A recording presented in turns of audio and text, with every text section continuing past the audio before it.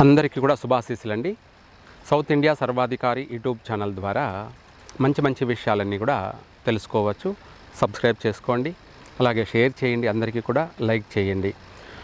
అలాగే మనకు ప్రతి మాసం కూడా 12 రాశుల గురించి ఏ రాశి వారికి ఎలా ఉంటుంది, ఎలా ఉండబోతుంది అనే విషయాలు మనం పూర్తిగా తెలుసుకుంటూనే ఉన్నాం. అందులో భాగంగా మకర రాశి, శ్రీ శాలివాహన శకం, శ్రీ విశ్వావసునామ సంవత్సరం, మార్గశిర మాసం, డిసెంబర్ నెలలో ఈ యొక్క మకర రాశి వాళ్లకు అంటే ఉత్తరాషాఢ నక్షత్రం 2వ పాదం, 3వ పాదం, 4వ పాదంలో పుట్టిన వాళ్ళకి, అలాగే శ్రవణ నక్షత్రం 4 పాదాల్లో పుట్టిన వాళ్ళకి, ధనిష్ఠా నక్షత్రం 1వ పాదం, 2వ పాదంలో జన్మించిన వాళ్ళు మకర రాశి.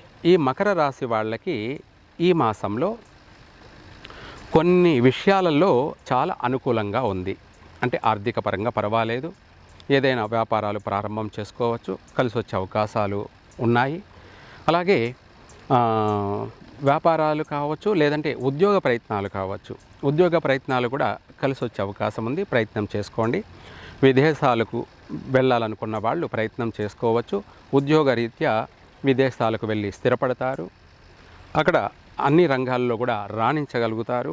పట్టుదలతోటి, మనోధైర్యంతో, సంకల్ప బలంతో ఎంతటి కఠినమైన కార్యాన్నైనా కూడా ఎదిరించి వాటిని జయించి అక్కడ రాణించగలుగుతారు, స్థిరపడతారు. 10 మంది చేత షబాష్ అని అనిపించుకోగలుగుతారు.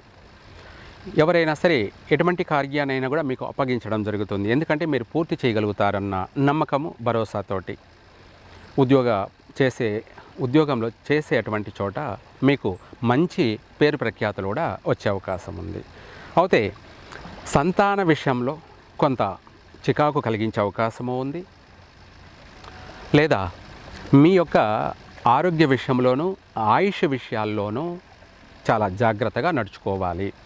వాహనాల విషయంలో మాత్రం నూతనంగా వాహనాలు కొనకపోవడం చాలా మంచిది, నూతన వ్యాపారాలు ప్రారంభం చేయకపోవడం చాలా మంచిది. అలాగే ఉన్న వాహనాల విషయంలో కూడా చాలా జాగ్రత్తగా నడుచుకోవాలి. వాహన ప్రమాదాలు కలిగే అవకాశము ఉంది, వాహనాలకు కూడా ప్రమాదాలు జరిగే అవకాశం ఉంది. అంటే వాహనాలకి మరమ్మతులు, రిపేర్లు, దాని మూలకంగా ధనం నష్టం, ఖర్చు అయ్యే అవకాశం ఉంది. అయితే వాహనాలకు ప్రమాదాలు, రిపేర్లు వచ్చినా పర్వాలేదు, కానీ ఇక్కడ మనుషులకి ప్రమాదాలు, ప్రాణ నష్టాలు, గాయాలు, వీటితో పాటు ఆరోగ్య విషయాల్లో కూడా చాలా జాగ్రత్తగా ఉండాలి. ఇదే కాకుండా సంతాన విషయంలో కూడా చాలా జాగ్రత్తగా వ్యవహరించండి, పాటించండి. లేదా కుటుంబంలో ఏదైనా సరే ఎవరికైనా ఆపదలు జరిగే అవకాశం ఉంది, అంటే సూతకాలు ఏర్పడే అవకాశం కూడా కనపడుతుంది. కొన్ని విషయాలలో బాగలేదు, కొన్ని విషయాలలో మాత్రం విశేషమైనటువంటి అభివృద్ధి ఉంది. అది వ్యాపార పరంగా కావచ్చు, ఆర్థిక పరంగా కావచ్చు, పర్వాలేదు. మిగతా విషయాల్లోకి వచ్చేటప్పటికి ఆటుపోట్లు, సమస్యలు భార్యాభర్తలతో కావచ్చు, కుటుంబ సభ్యులు, అన్నదమ్ములతో కావచ్చు, పిల్లలతో కావచ్చు, తల్లిదండ్రులతో కావచ్చు, మాట పట్టింపులు, మనస్పర్ధలు అధికంగా ఏర్పడే అవకాశం ఉంది. కాబట్టి అందువల్ల ఏది ఏమైనప్పటికీ కూడా ఈ మకర రాశి వాళ్ళు కాలభైరవునికి శనివారం రోజు మీకు చేతనైతే కాలభైరవునికి పూజ జరిపించండి.